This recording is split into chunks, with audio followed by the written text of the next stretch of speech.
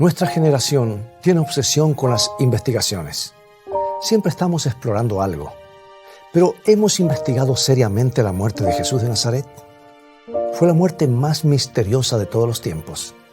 Y sin embargo, sigue siendo un misterio poco investigado. ¿Te gustaría conocer los entretelones de la historia?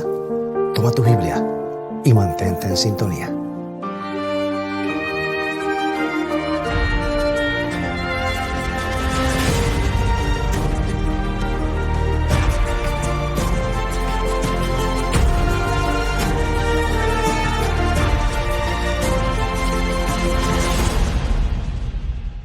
Sí, siempre estamos con alguna investigación en curso.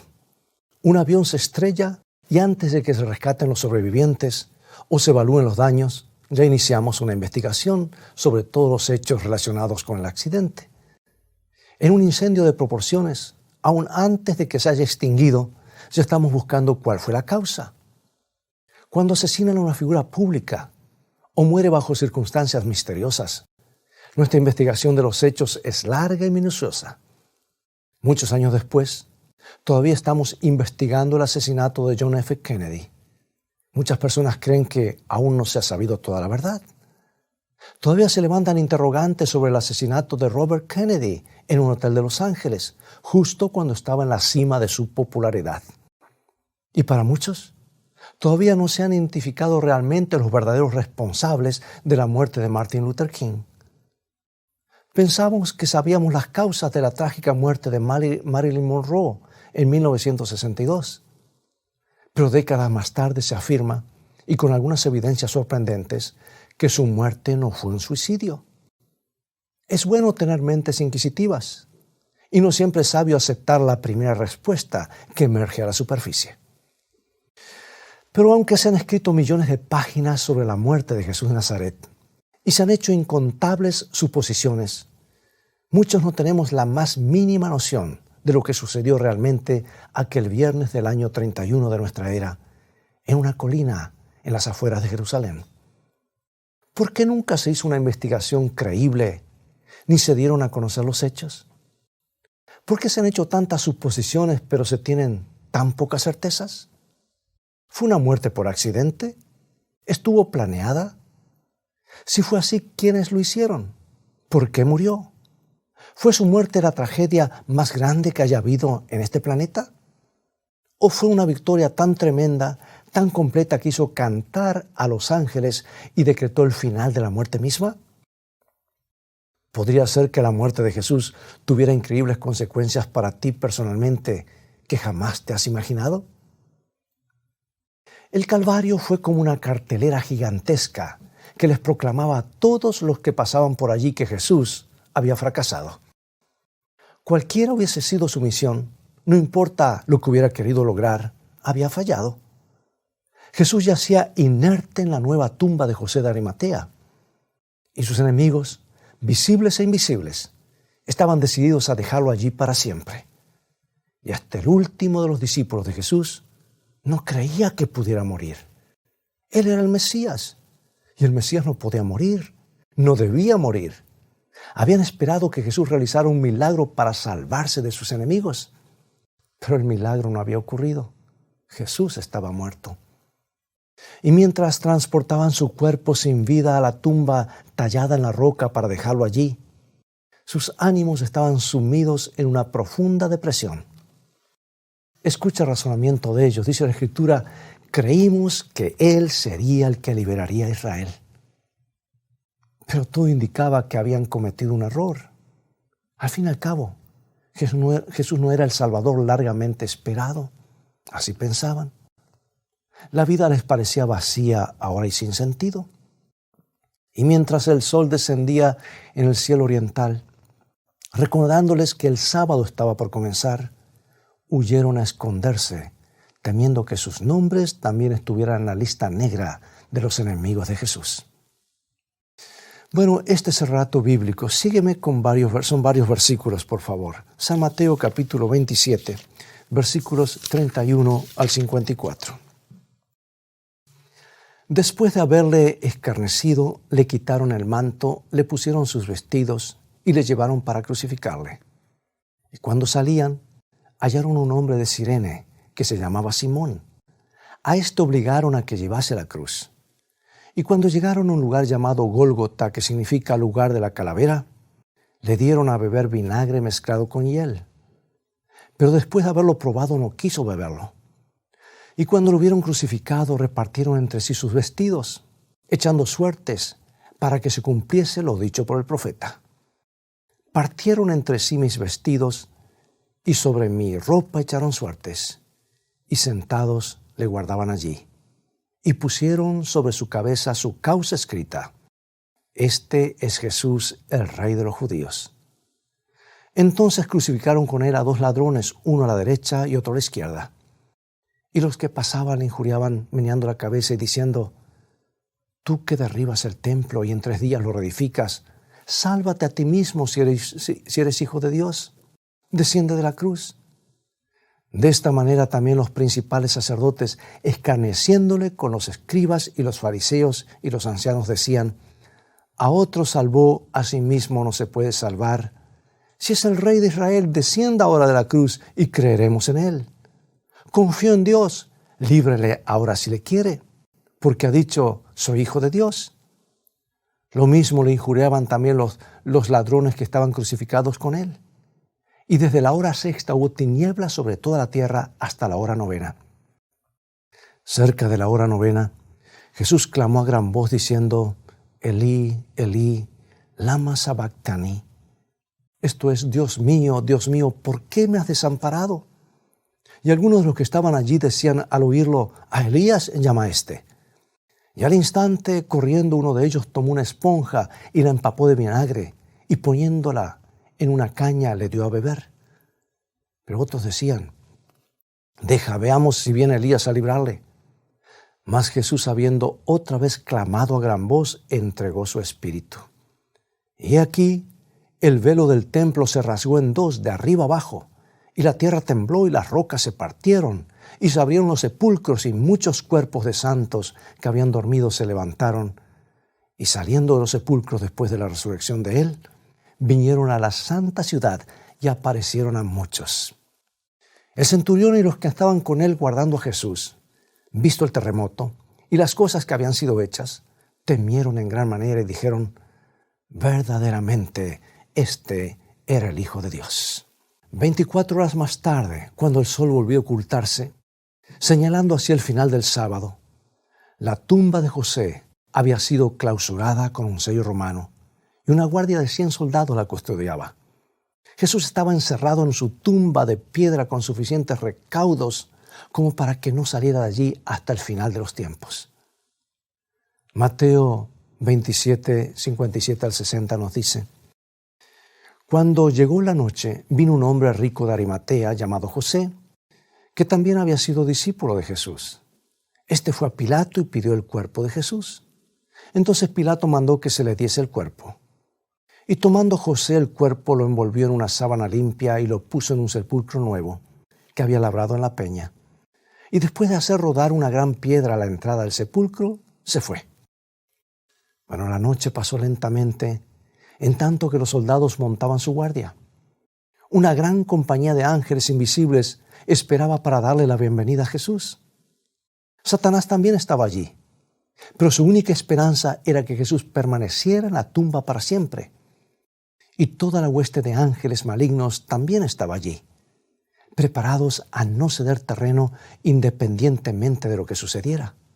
Pero de pronto, el ángel Gabriel, el poderoso ángel que había ocupado el lugar de Lucifer, voló raudamente hacia la tierra. El planeta tembló con su presencia y los ángeles malignos huyeron despavoridos. Los soldados romanos, petrificados por el temor, vieron cómo Gabriel removía la enorme piedra que tapaba la entrada de la tumba como si fuese un guijarro. Lo escucharon decir: Hijo de Dios, sal fuera, tu Padre te llama. Vieron a Jesús salir de la tumba vencida y proclamar: Yo soy la resurrección y la vida. Y vieron cómo los ángeles se inclinaban en adoración, recibiendo a su amado comandante con cánticos de alabanza. Los soldados escucharon y vieron todo. Y ningún soborno que les impediría les impediría contarlo ahora. Sí, la cruz del Calvario, aquel sombrío viernes, se había erguido como una gigantesca señal de derrota.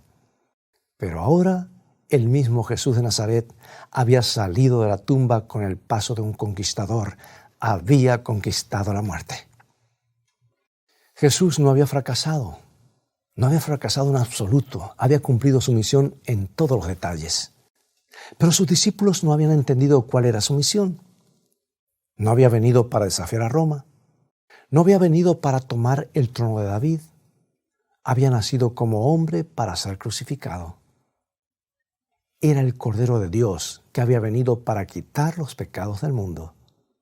Había venido para cargar sobre sí nuestros pecados y morir en nuestro lugar para que nosotros pudiéramos ser perdonados y recibir la vida. Su muerte no había sido una derrota. El mismo instante de su muerte había señalado una victoria tan grande que los ángeles del cielo habían prorrumpido en cánticos. Jesús había vencido. Como ves, el Calvario era un campo de batalla. Fue la escena más crucial, más crítica, más decisiva del conflicto entre Cristo y Satanás. Un conflicto que comenzó en el cielo y hoy se está dirigiendo hacia el desenlace final. Solo en el marco de ese conflicto podemos empezar a entender lo que sucedió realmente en el Calvario. Pero entender ese conflicto es entender la Biblia, porque la Biblia es la historia de ese conflicto, del plan divino para salvar a los hombres y los intentos de Satanás para impedirlo. No podemos menos que maravillarnos por el increíble amor que se manifestó en aquella áspera cruz. Dios muriendo en nuestro lugar. ¿Cómo haríamos para vivir sin perdón? Gracias a Dios que tenemos un Salvador resucitado. Nos regocijamos porque Él conquistó la muerte y podemos aguardar con esperanza la mañana de la resurrección cuando los amados se reunirán para jamás volverse a separar. Todo eso sucedió aquel memorable fin de semana, pero hubo más, mucho más. ¿Qué quiso decir Jesús cuando en el último momento antes de inclinar su cabeza y morir exclamó, consumado es? No fue el gemido débil de un sufridor, un sufriente, fue el grito de un conquistador. Las palabras resonaron claramente con la sonoridad de trompetas que parecían hacer eco en toda la creación. ¿Qué quiso decir? ¿Qué es lo que se había consumado? ¿Por qué vino Jesús a este planeta? ¿En qué consistía su misión? ¿Por qué tuvo que morir para salvar a los hombres? ¿No podía hacerlo de otra manera?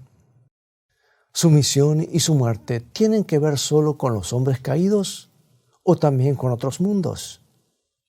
Jesús había venido a la tierra y había muerto para silenciar las acusaciones de Satanás sobre el carácter de Dios. El jefe rebelde había acusado a Dios de ser un gobernante severo y tiránico que no se interesaba realmente por sus súbditos.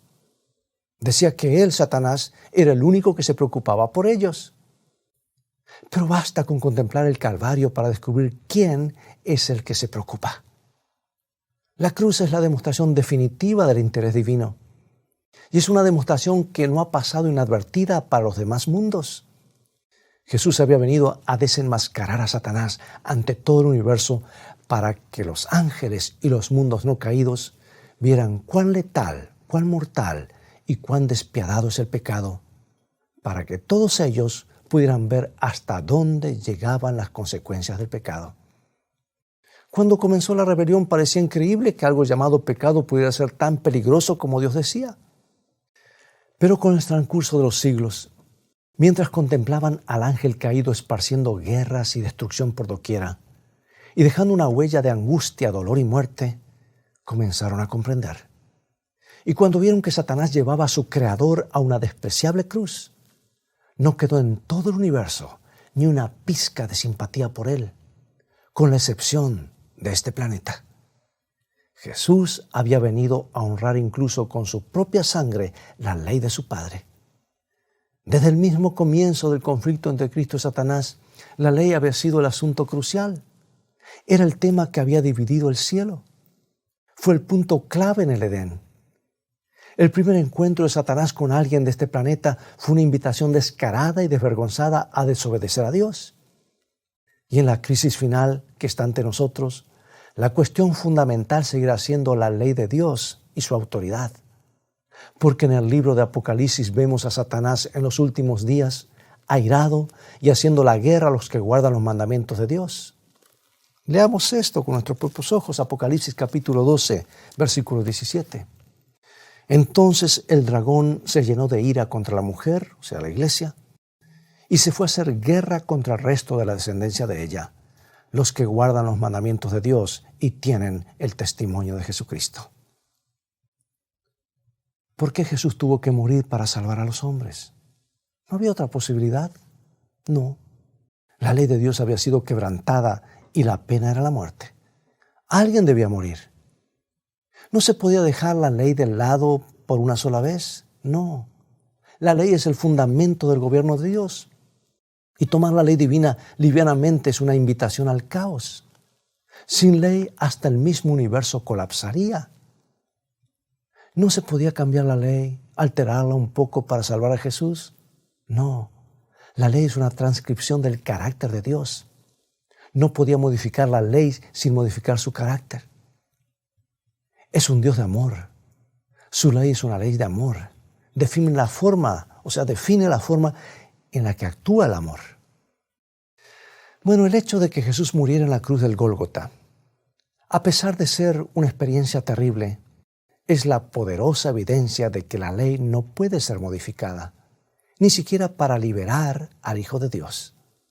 Si la ley hubiera podido ser cambiada, alterada, modificada o descartada, dejada de lado, o tal vez ignorada o pasada por alto, entonces la muerte de Jesús hubiera sido innecesaria y el Calvario no hubiera sido más que un drama sin sentido. Jesús vino para demostrar que es posible guardar la ley de Dios, que los hombres pueden hacerlo. Satanás ha dicho todo lo contrario. ¿No fue la prueba de ello la caída de Adán? Pero Jesús tomó la humanidad no con la fortaleza de Adán, no en el entorno perfecto del Edén, sino después de miles de años de debilitamiento por causa de la rebelión. Durante 33 años vivió como nosotros tenemos que vivir, empleando el mismo poder que está a nuestra disposición, pero jamás pecó. Y a pesar de todo el esquema infernal que Satanás urdió para atraparlo, Jesús murió para que el universo entero esté asegurado para siempre. Gracias al Calvario, el pecado no volverá a surgir. El profeta Nahum lo dice en el capítulo 1, versículo 9, no tomará venganza 2 veces de sus enemigos. La rebelión no volverá a surgir. La terrible demostración de la naturaleza letal del pecado nunca se repetirá. ¿Por qué? ¿Dios nos quitará la posibilidad de elegir y nos convertirá en robots que no tengan la posibilidad de pecar? No. Lo cierto es que ya hemos visto las consecuencias del pecado que llevaron al Calvario. Y no queremos tener más contacto con Él. Jesús murió para que todo el universo esté a salvo. El Calvario no fue solo para nosotros, también alcanza otros mundos. Los mundos que no han caído estarán a salvo de la rebelión por las edades sin fin. Y el cielo estará seguro. No por causa de la ley, no por el temor, sino porque lo que sucedió un día en una cruz en las afueras de Jerusalén y que ellos contemplaron horrorizados y atónitos, los salva también a ellos. Cierta tarde un niñito estaba inquieto, quería jugar, se metió en los dominios de sus padres y abrió el cajón de la mesita de luz. Dentro había una reluciente pistola de color negro. Se parecía mucho a la suya, la pistola de juguete. La tomó y la llevó a la sala de estar, apuntó a su padre y le dijo, bang, bang, papi, estás muerto. Su padre cayó en el piso. Entonces le apuntó a su madre y dijo, bang, bang, mami, estás muerta. Y su madre cayó al piso de la misma manera que jugaban siempre. Pero esta vez no se levantaron y el niño no supo qué hacer. Algo andaba mal. Tiró la pistola tan lejos como pudo, se arrodilló junto a su padre llorando. Levántate, papi, levántate. No quiero jugar más. Oh, mi querido amigo y amiga, ¿Comprendes lo que el pecado le hizo al Salvador? ¿Ves lo que le ha hecho a este mundo que una vez fue hermoso? ¿Ves lo que le ha hecho a las personas que amas? ¿Ves lo que te ha hecho a ti? ¿Qué otra cosa podemos hacer sino arrojar el pecado tan lejos como podamos y arrodillarnos a los pies de nuestro Salvador? ¿Qué otra cosa podemos hacer sino dejar que las lágrimas corran por nuestras mejillas y decirle que no queremos jugar más con el pecado? Eso es lo que Él ha estado esperando todos estos años. Y es lo que tú también has estado esperando, ¿no es verdad? Oremos. Gracias, Dios, por amarnos tanto, de estar dispuesto a dar a tu Hijo para rescatarnos. Ahora comenzamos a comprender cuánto cuesta al cielo nuestra desobediencia. Pedimos perdón y declaramos la aceptación del sacrificio de Jesús en nuestro lugar. No queremos seguir jugando con el pecado. Ayúdanos a verlo como tú lo ves. Queremos conocerte más para amarte más, porque nos has dicho que la vida eterna consiste en conocer a Dios y a su Hijo Jesucristo, a quien has enviado. En el nombre de Jesús oramos. Amén. Amigos, es todo el tiempo que tenemos por hoy. Ha llegado el momento de despedirnos. Te invito a continuar estudiando los mensajes de esperanza de la palabra de Dios. Así que, sin compromiso, visítanos en nuestro sitio de internet escritoestá.tv, donde podrás obtener gratis una variedad de estudios bíblicos. Mientras tanto, Dios te bendiga y te guarde. Y recuerda, escrito está, no solo de pan vivirá el hombre, sino de toda palabra que sale de la boca de Dios.